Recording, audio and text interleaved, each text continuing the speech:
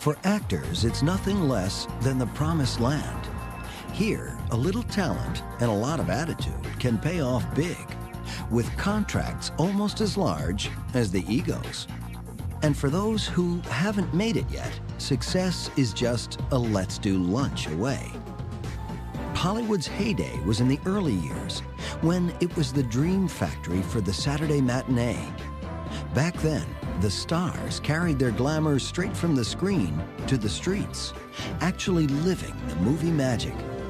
On this episode of Mansions, Monuments, and Masterpieces, we'll go behind the scenes to 3 places where the stars shone the brightest. When it comes to old Hollywood romance, no place did it better than the Beverly Hills Hotel. The Pink Palace is the legendary site of movie deals, bungalow trysts, and a great deal of waiting to be seen. Old Hollywood power, on the other hand, ruled at San Simeon. Built by entertainment mogul William Randolph Hearst, the 165-room Spanish castle was Hearst's personal monument, as well as a pleasure palace for Hollywood's stars. And in the town that movies built, one theater still remains an icon. Grauman's Chinese Theater is not only early Hollywood kitsch, it's the cement stomping ground of hundreds of stars.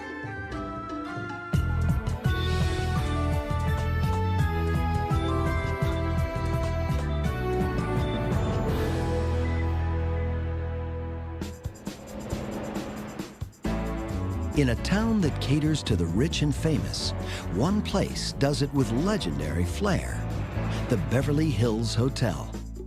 For almost a century, the Pink Palace has coddled actors and their whims, making the hotel the #1 resort in a town that's all about resort living. Here, actors can make grand entrances, try to outglitter the chandeliers, cut deals in the polo lounge, or hide out for a bungalow tryst. It's everything an actor could want, and then some. It's an ironic legacy for a place built for anyone but movie stars. At the turn of the 20th century, Beverly Hills was just a scruffy little town called Morocco Junction, surrounded not by film studios and fancy restaurants, but by acres of lima beans. In 1900, California was just beyond the gold rush that had happened only 40 years before, and so it was still a pretty undeveloped, wild place, and not a lot of anything other than agriculture. For people who saw the future or gauged the future of California accurately, it held great potential. Burton Green was one of the first to see that potential when he showed up in 1905 looking for oil. It was a place where they could possibly drill for oil, and they came up with water instead of oil. So immediately, being smart businessmen, it's so simple. You think oil, you make money, but water means community. Water was something Green could understand. He had moved from lush Wisconsin to dusty California back in the 1880s. He knew that in these parts, water was as good as gold, if you knew how to exploit it. So in 1906, he formed the Rodeo Land and Water Company and bought Morocco Junction. Green had big plans for the bean fields. In their place, he saw broad, curving avenues, large residential lots, elegant mansions, and lots of green on the ground and in the bank. This new place would be called Beverly Hills. To sell his home sites, Green first had to entice people out to his development. He decided the best draw would be a resort hotel. He persuaded well-known hotelier Margaret J. Anderson of Hollywood Hotel fame to help him establish a grand hotel in the barren fields of Beverly Hills. People from across the country could come and stay here in comfort and look at homes for the potential of buying homes here. Green and Anderson agreed to hire architect Elmer Gray to create the perfect California design. The combination of styles which was prevalent in Los Angeles at the time was Mission Revival. Mission Revival was a style which was a replica style of the Spanish missions that were dotting all up and down the California coast. The missions had beautiful arches in a major long, rectangular building. It was a very large scale for that particular vernacular at the time, but it certainly set the trend for residential development throughout Beverly Hills from then on.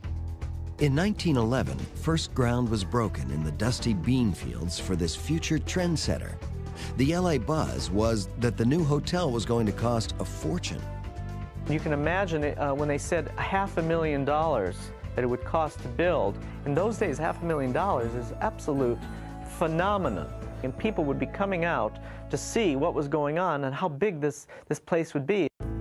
The Beverly Hills Hotel did not disappoint. The rambling structure was not only huge, but it was positioned to soak up Beverly Hills' biggest selling feature, the California sun. The hotel was situated as such so that every room in the hotel got sun at one point of the day or another. It had verandas so that people could sleep outside in the evening in the warmer nights. It was constructed so that they had elbow room to feel comfortable in the lobby areas and about the hotel. Margaret Anderson built bungalows for guests who wanted even more elbow room and a home away from home. Little mansions hidden away in the bougainvillea.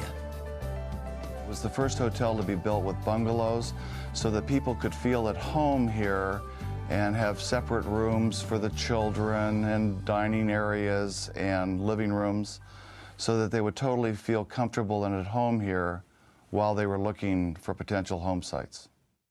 On a balmy May evening in 1912, the hotel flung open its doors for the grand opening.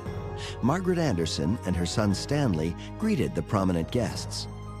The opening night of May 12th, 13th, and 14th, because they couldn't handle it all on one night, were all the prominent members of the Los Angeles Society. The menu that was served, the music that was played, the entertainment that was presented that evening. It was probably one of the most gala events that Los Angeles had seen. The gala drew just the crowd of potential property buyers Green wanted. Los Angeles society, real estate investors, and the well-to-do from back east. Guests like King Gillette of the Gillette razor fortune munched beef tenderloin and lamb and partied until dawn. Success was a given, or so it seemed. But as the seasons rolled by, it became obvious that Green had placed his Beverly Hills development too far off the beaten track. Because it was neither in the city or at the shore, even the swanky hotel was a tough sell to the high-class clients Green wanted. And a hotel that was this remote wasn't going anywhere. Finally, Anderson and Green decided to make the hotel appear prosperous.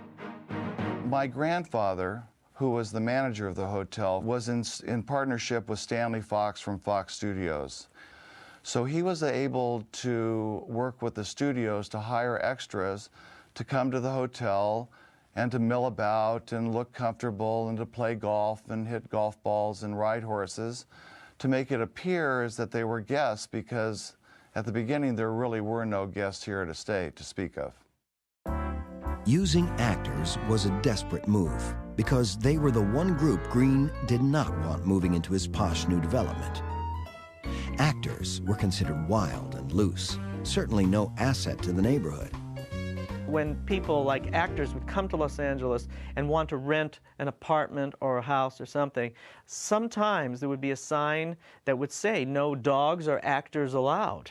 And many a time it would be said verbally to them. The dislike and the disrespect for actors and actresses is universal and historic. It wasn't just L.A. L.A., when the Hollywood industry started, got a great number of these actors and actresses and made a big impact upon society here, and society really didn't like them. So there was an innate dislike of that class of people. But so far, that class of people was about all the hotel had, and they had to be paid to show up. Beverly Hills and its fancy hotel barely survived the first 7 years. The hotel's fortunes would soon change, though, when it became a trysting spot for the rich and famous. In 1919, a full 7 years after it opened, the Beverly Hills Hotel was still running half empty. In fact, the Pink Palace was bleeding red ink, as was the surrounding development. Then, Hollywood came to town. In 1919, America's favorite actors, Mary Pickford and Douglas Fairbanks, were allowed to purchase a lot right next door to the hotel. Mary Pickford had a very wholesome kind of a look to her at the time in films. She was considered the America's sweetheart. She married Douglas Fairbanks Sr., who was a wonderful swashbuckling actor who people just adored. So they weren't really worried that there would be any kind of scandal in Beverly Hills when they decided to move into the city and build their wonderful palatial house called Pick Fair on the hills overlooking the hotel. Within months, Pick Fair was dubbed the White House of Beverly Hills, and it drew the rest of the movie crowd like starlets to a casting call. Suddenly, Beverly Hills was the place to be. Actors, directors, and studio executives packed up and moved to the hills.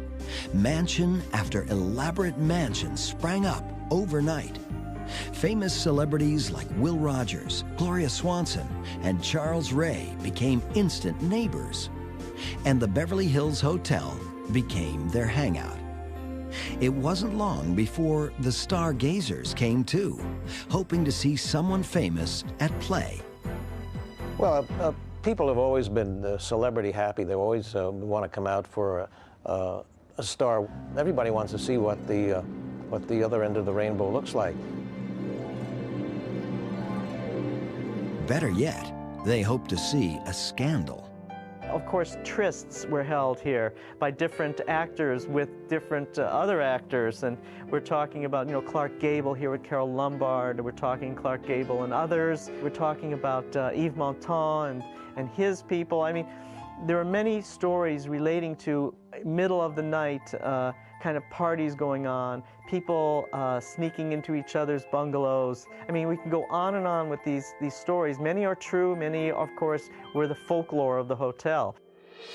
As the 1920s roared by, the days were bright and the nights even brighter at the Beverly Hills Hotel. But when the Great Depression hit, the flow of champagne slowed to a trickle. Between 1929 and 1933, the hotel really went to this slump, this bad slump, and people were scared it would close completely, forever. The hotel was boarded up. It was just closed. Then, in 1934, the Bank of America foreclosed on the hotel. The bank's vice president, Hernando Courtright, was in charge of unloading the White Elephant. When he saw the hotel could be had for a show tune, Courtright decided to buy the place himself. The Pink Palace had the kind of history he thought he could market, and he knew just how to do it. He knew that in order to get people to really come to the hotel, he needed to have glamour and people of glamour and notoriety and celebrity, and a lot of those people were his friends. So he asked the most glamorous people he knew to join him as investors. He asked Irene Dunn and her husband, Dr. Griffin. He asked Loretta Young and her husband, Tom Lewis, and a multitude of other celebrities to come in and invest with him in this courageous new venture of the Beverly Hills Hotel. He was a promoting genius and a marketing genius, and I don't think anyone ever looked back and felt they were sorry going in with him. Courtright began glamorizing the hotel by painting it a shade of pink more suited to satin ball gowns than to Mission Revival architecture. The idea was to completely and totally change the image of the hotel for a younger, more romantic feel. Pink, it's not really pink, it's like a pastel kind of a pink idea which would brighten the hotel. It would feminize it a little bit too, not so rough like cattle and leather kind of a feel to it, but it would give it this sort of like an elegance that they were looking for. The elegance continued with a brand new porte cochere long enough to cover 3 Rolls Royces. The porte cochere is designed for arrivals with a capital A. Arrivals in the 30s and of course more recently mean arrivals of people of some stature. So other people want to see arriving. So the entrance is very broad. It's intended for everyone to feel like a star. It was especially hard not to feel like a star in the lobby. With its elegant chandelier and glamorous seating areas, the low ceilings and dim lighting created sets where actors could hang out, waiting to be seen. But the best place to be seen was on the lobby staircase, making a grand entrance. It had to have that graceful quality that allows people in tuxedos and ball gowns to flow gracefully down. You need to walk down a stair as if a choreographer had designed your entry to the ballroom. And so the stair is designed to lead you to the ballroom, not in shorts, but in a ball gown. The hotel's ballroom was the Crystal Room, one of the best places in Beverly Hills to throw a party. The Crystal Room was the room to go to for an event, for an affair. That was the place to have it. I've been to so many different kinds of events at the Crystal Room where the stars were just glittering. The Society of Singers had events here at which Sinatra, Ella Fitzgerald, Dinah Shore would be there and would be singing, and every table had another star at it. After a party, the stars headed off to their rooms through halls decorated with wild pink and green banana leaf wallpaper.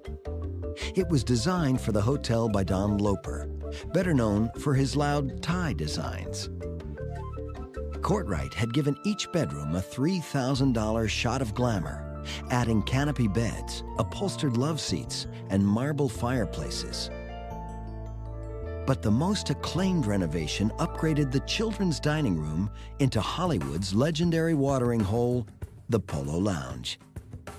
The Polo Lounge, of course, is famous for many things, a few fights, a lot of heavy drinking, going way back to the early days of such famous drinkers as W.C. Fields and Humphrey Bogart, and followed up through the years with visits by Frank Sinatra, Dean Martin, and so on and so forth. When the Academy Awards would be coming up, you'd find all the stars registering here at the hotel. They'd come from all around the world, and they would celebrate or bury their losses here afterwards. By day, agents and producers huddled over the marble tables, negotiating contracts or sealing an actor's fate. At night, when the Sunset Strip closed down, die-hard drinkers moved on to the Polo Lounge. Under the pink lighting, famous couples like Charlie Chaplin and Paulette Goddard toasted their success. Clark Gable was convinced to star in The Misfits by Arthur Miller at the Polo Lounge, convinced him to star in it with Marilyn Monroe. In the Polo Lounge also was one of the most important deals ever, and that was the taking over of Paramount Pictures by Gulf and Western Company in the 60s. That was done in the Polo Lounge, apparently. Some people met in the Polo Lounge to break deals, like their marriage contracts. People who had husbands and wives didn't have husbands and wives in the Polo Lounge, and it was really dark, and, you know, they met up and they could disappear into the hotel, into a room. Or a bungalow. Elizabeth Taylor honeymooned in them 6 out of 8 marriages, choosing a different bungalow each time. Fortunately, since the hotel has 21 bungalows, there were enough to go around. When Richard Burton and Elizabeth Taylor stayed here, I took a telegram out to their bungalow, and this was at night. The door was open, just a screen, and I knocked, and she said, "Come in." And he was laying on the couch, and this huge table completely filled with liquor bottles and Horlicks candy and vitamins, and this great big huge diamond ring, a diamond necklace. It was just all dripping there. Dripping meant something else around the Olympic-sized pool. Katharine Hepburn used to come in from the tennis courts after she was finished playing tennis. And she used to come in and dive from the diving, did a back somersault with her tennis clothes on. Of course, accommodating odd behavior was how the hotel built its reputation. The eccentric Howard Hughes lived there off and on for over 30 years, spending $350,000 a year on dozens of rooms. Well, Howard Hughes is someone that you never saw And then Hughes would not eat like everybody eats. He didn't want anybody to touch his food, so his food would have to be put out into the niche of a tree, and then he or someone would go and pick it up. Whole plates of fudge would be made for him. He would only take the center out of it, and then it would come back. The plates of fudge are gone now, but the Pink Palace is a tradition that the stars hang on to. It's wonderful that we keep a little tradition. Very often we discard some very wonderful things for new spectacular things that are not so good. This has it's mature like a good wine. It's part of our lives here, and it should never disappear. For the Beverly Hills Hotel, romping actors, and lots of them, have been the key to success. But at a fabulous castle just up the coast, the actors romped by invitation only. High in the Santa Lucia Mountains, a stone castle towers above the rocky Pacific coastline. The real-life model for Citizen Kane's Xanadu, it's San Simeon, the home of William Randolph Hearst. The fact that it could be built where it was at that time is pretty amazing, because it was, still is fairly isolated, but then it was remote. It became not just a house or a castle as it's called, but really a Mediterranean hilltop town. The 100-room main house looms like a Spanish cathedral over a plaza and 3 exquisite guest houses. Each has an amazing view of the sun, the sea, or the mountains. The views are about the only thing that remain from Hearst's first trips to the mountaintop, where he camped as a child with his family, and, of course, an entourage of servants. As the single, pampered child of miner and developer George Hearst, William Randolph grew up with all the advantages the Gilded Age had to offer, including European travel and early exposure to the finer things in life. He had the advantages of seeing the world, which was a great education. I'm sure those travels is what made him want more and more and more. He collected things from all over the world. Many of the things he never even saw, they were never unwrapped. He could have just meandered through life, silver spoon in hand. But at Harvard, Hearst discovered he had a new passion for the media. As business manager for the Harvard Lampoon, Hearst found there was power and money in the written word. William Randolph begged his father to give him the San Francisco Examiner, a faltering newspaper he'd picked up from a gambling debt. George Hearst finally agreed, and at age 23, William Randolph became a newspaper publisher. The brash young man printed a new kind of news that combined investigative reporting with lurid sensationalism. It made for a potent entertainment cocktail that kept the public thirsting for more. He was the consummate newsman, that he would exploit and sensationalize any story in such a successful way that he soon attracted millions of readers. And that's how he built his empire. He really was a very good businessman. By 1903, Hearst owned a fleet of newspapers and several magazines. At age 39, he married 23-year-old vaudeville dancer Millicent Wilson and launched into family life, eventually producing 5 sons. But family life lost its appeal 15 years later, when Hearst met young Marion Davies, a leggy Ziegfeld girl. Pretty, full of energy, and fun-loving, Davies was a natural comedienne, and better still, 29 years younger than Hearst. Davies became the love of his life. She also prompted a midlife career expansion into the film business. Hearst got involved in the movie business because he basically had a love affair with Marion Davies. I think it's always been said that among the rich, they're not crazy, they're eccentric, and so probably anything goes. In 1918, Hearst launched Cosmopolitan Pictures. Marion Davies' first picture was Cecilia of Pink Roses, for which Hearst unleashed a newspaper campaign to guarantee the film's and Davies' success. The 1-2 punch of newspaper and film worked brilliantly. By 1919, Hearst was well on his way to becoming one of the richest men in the country. Now that Hearst was so monumentally successful, he wanted the monument to prove it. A home more immense than anything else in the country. He turned back to the mountaintop where he'd camped as a boy and began thinking big, really big. For his architect, Hearst chose Miss Julia Morgan, a tiny workaholic who was creating some of the best designs on the West Coast. One of the first women in architecture, she'd completed 200 commissions in a dozen years. Together, Hearst and Morgan began planning Hearst's grand monument. It would crown 250,000 acres of wilderness, a parcel of land larger than the entire state of Rhode Island. In 1919, entertainment mogul William Randolph Hearst launched the biggest private building project in the state of California. Working with architect Julia Morgan, he chose a Mediterranean revival style that smacked of Spanish cathedral. The construction was a logistical nightmare. Roads had to be carved to the site, and hundreds of craftsmen imported, housed, and fed. Hearst built a massive cement pier so supplies and building materials could be shipped in.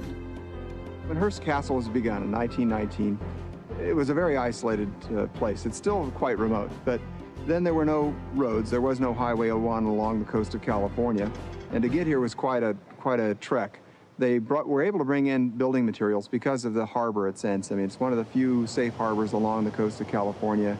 And Hearst was able to bring in the building materials and the antiques in those early years by coastal steamer.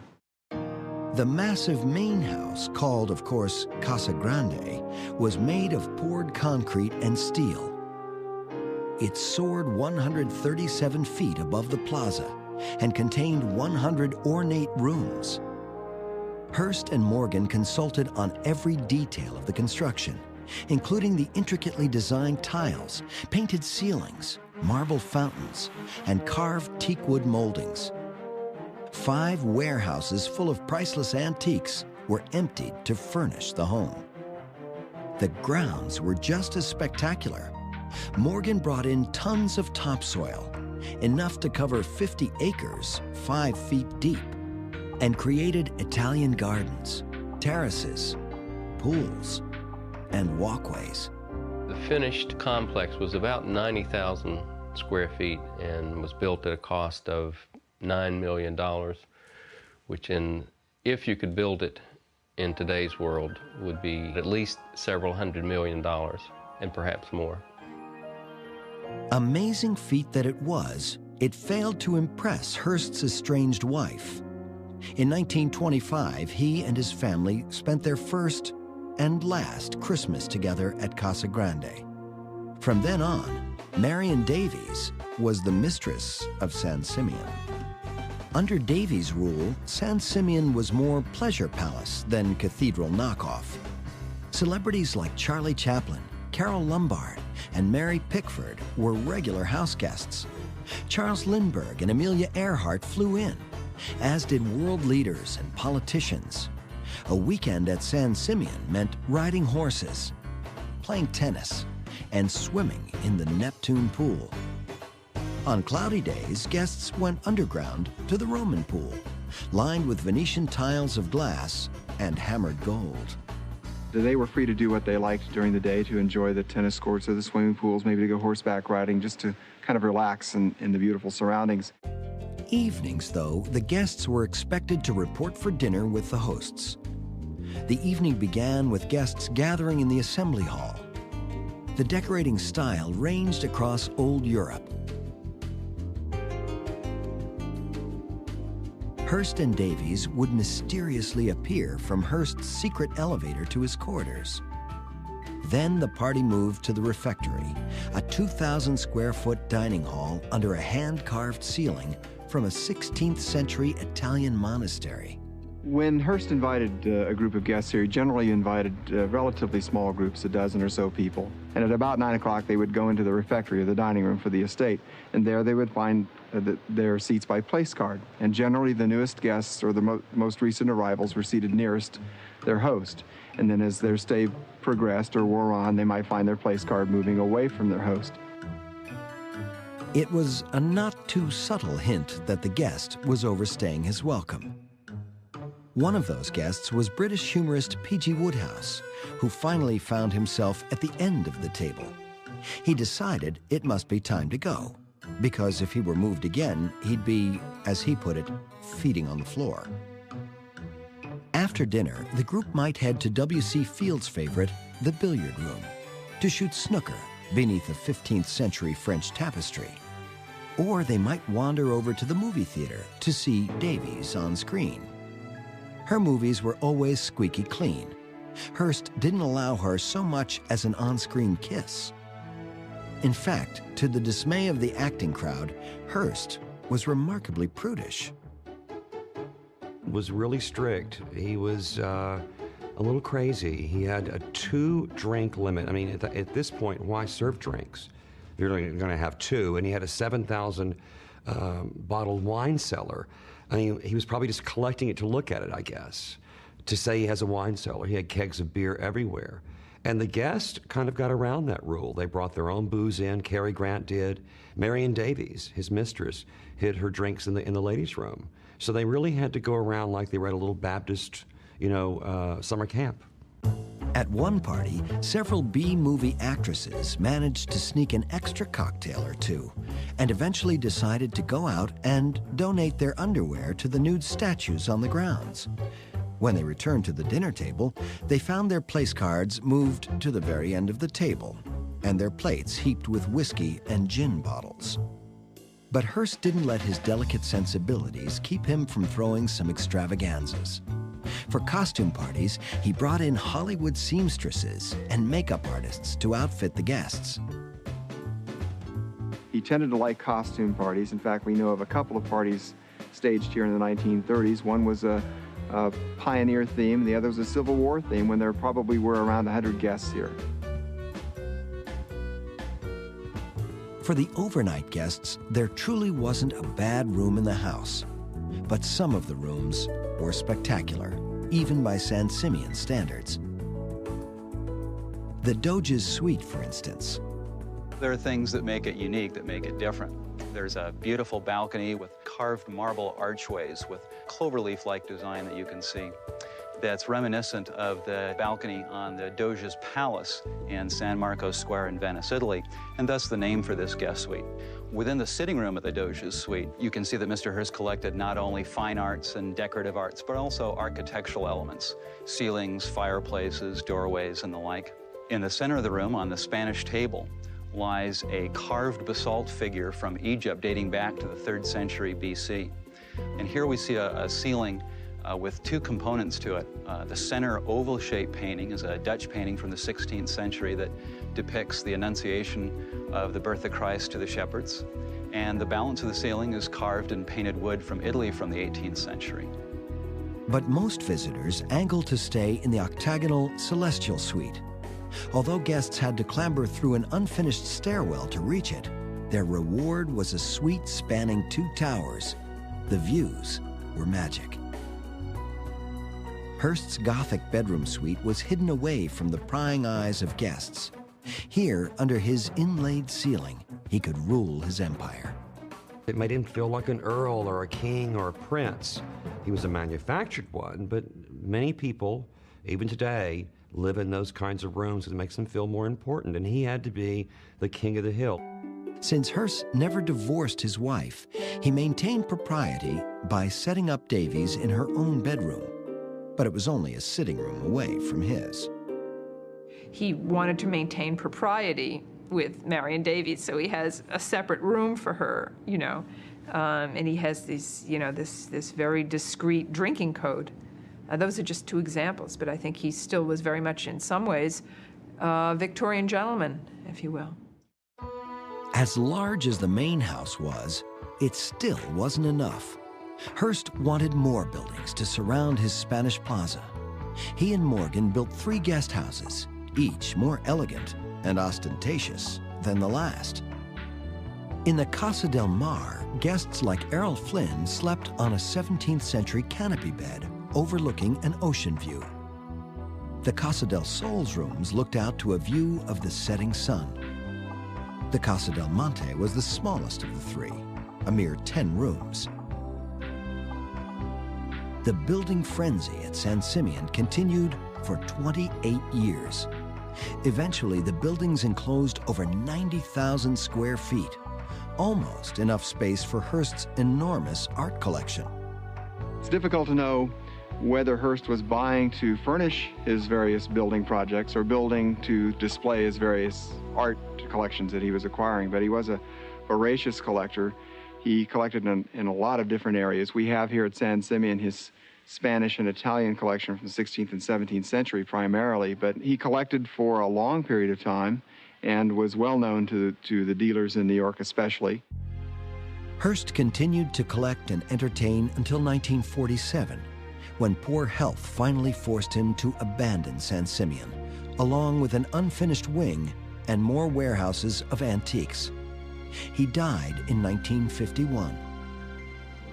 And 6 years later, the Hearst Corporation donated the most elaborate product of Hollywood's golden age to the state of California. Now, movie stars and costume balls have given way to tennis shoes and tour buses, as San Simeon entertains an entirely different crowd. While the glory days are now just a memory at San Simeon, they're very much alive and well at another Hollywood landmark. This old theater has seen it all, from Academy Awards to only in Hollywood cement ceremonies. The great thing about Grauman's Chinese theater isn't the pagoda look, or the 30-foot stone dragon, or even the fact that more movies have premiered here than any other place on Earth. No, the great thing about Grauman's is the cement. Since 1927, Hollywood's biggest stars have been planting their hands, feet, and other famous features in the cement forecourt of the theater. It's the ultimate Hollywood salute, one that draws 2 million tourists a year. The cement forecourt and the theater behind it were the brainchild of master showman Sid Grauman.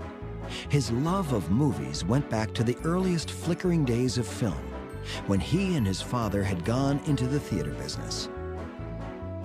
He and his father had emigrated to San Francisco in the early 1900s, and the story goes that he had they had a couple of small theaters in San Francisco before the earthquake, and that Grauman's claim to fame was that he put up a tent theater after the earthquake and was able to distract people from their troubles by showing very crude movies in terms of the situation. They rebuilt their theaters. Movies became very popular. They became very strong exhibitors in the Bay Area, and then they decided to expand. Sid Grauman followed his love of movies right to the heart of the industry in downtown Los Angeles.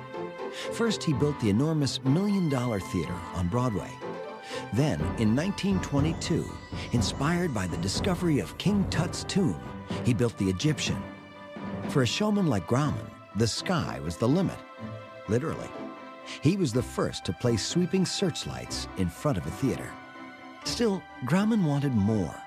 He wanted to build a theater to end all theaters, the most elaborate, the most exotic, and above all, the most theatrical. As Marcus Lowe, who was one of the great movie moguls and also owned a lot of theaters, said, "We sell tickets to the theater, not to movies." And it was really the totality of the experience, of the arrival, the procession, through the sequence of spaces, into the auditorium itself, that was as memorable as anything that was going to be shown on the screen. There was one problem, though. Grauman needed money, and lots of it.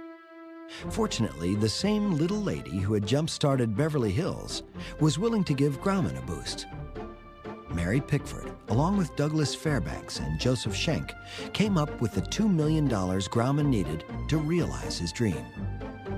The groundbreaking ceremony for the Grauman Chinese Theater was held on January 5th, 1926. Miss Norma Talmadge, the star of stars, turned the first shovel full of dirt. Then, the real spending began. Grauman spared no expense or effort to make his new theater an authentic Chinese experience, showman style. He got permission from the U.S. government to import rare Chinese food dogs, believed to ward off evil. He hired Chinese poet and film director Moon Quan to oversee creating 46 statues to decorate the interior. And in the 2,000-seat auditorium, he built opera boxes instead of a balcony, so America's new royalty, Hollywood celebrities, could enjoy their privacy. After 18 months of construction, Grauman's Chinese Theater held its opening night on May 18, 1927. The feature was Cecil B. DeMille's King of Kings. The theater itself was the main show, though, beginning with a 30-foot-high stone dragon, flanked by 2 wrought iron ceremonial masks. Inside, the lobby was a fantasy of exotic gardens, mythical cities, and wax figures. Red silk and velvet draped every available surface, and a giant Chinese lantern stood in for a chandelier. Even the ushers and usherettes fit the theme, dressed in elaborate silk costumes embroidered with gold thread. The new movie palace was considered impressive by most, but impressively awful by a few. Perhaps one of the most famous criticisms involves Harry K. Thaw, who shot Stanford White, the famous New York architect who created some of the great mansions of Newport. Thaw, upon being released from jail in the 1920s, visited Los Angeles, and upon seeing Grauman's Chinese, he exclaimed, "My gosh, I shot the wrong architect." Whether the architect was right or wrong, the theater was an instant success. But Grauman, ever the showman, still thought he needed a gimmick to really set the theater apart. Once again, Mary Pickford gave him the answer, and quite by accident. Mary came home one day from shopping. She had her little dog Zorro with her, and they were putting in a cement driveway at Pickfair. And the dog got nervous and jumped out of the car and ran in the wet cement. The cement people were chasing the dog, yelling, "Kill him, kill him." And Mary's saying, "Oh, no, no, now we'll have little Zorro with us forever, his hand and footprints." She went in the house, and there was a phone call from Sid Grauman, and she repeated what had happened. Several days later, he got the idea from that phone conversation to do the hand and footprints. Mary Pickford was one of the first to leave her footprints in cement at Grauman's. And at Grauman's, even the cement is special. One of the builders stirred up a secret recipe for the slabs that 70 years later still haven't cracked. The cement stays as smooth as the celebrity faces, no matter how many decades roll by. After 70 years, the concrete forecourt now contains close to 200 prints from everyone who's been anyone in Hollywood. Some of the prints are unusual, like George Burns's cigar, Roy Rogers' gun, Trigger's hoof prints, and Betty Grable's leg. Marilyn Monroe suggested imprinting something else. Marilyn Monroe and Jane Russell put their prints there when they were in Gentlemen Prefer Blondes. Monroe suggested that she leave a print of her derriere, and that Jane Russell leave a print of her famous bosom, but the theater absolutely said, "No way." Grauman died just a few years before, so he missed this opportunity to really bring in the crowds. But even with a G-rated forecourt, the theater has remained Hollywood's biggest tourist attraction. Grauman's Chinese Theater, San Simeon, and the Beverly Hills Hotel. There are no better links to the golden age of Hollywood.